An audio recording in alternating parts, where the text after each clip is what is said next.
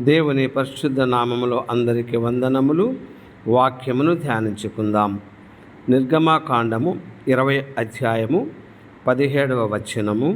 నీ పొరుగువాని ఇల్లు ఆశింపకూడదు.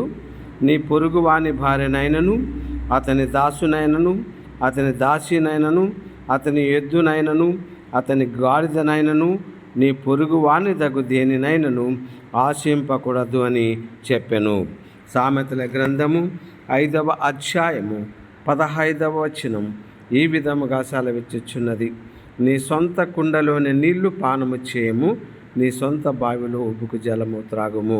ప్రభువునందు ప్రియ సహోదరి సహోదరుడా, ఇదిగో మనము ఇతరులది ఏది ఆశించినను, అది సొమ్ము కానీ, ధనము కానీ, ఇల్లు కానీ, స్త్రీ కానీ, ఏదైనాను మనము ఆశించకూడదు.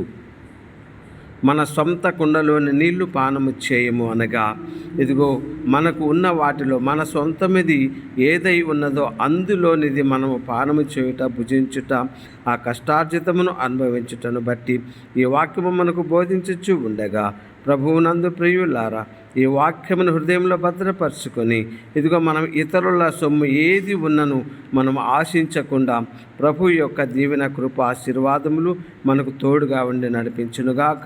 దేవుడి పరిశుద్ధ వాక్యమును దీవించునుగాక. ఆమేన్.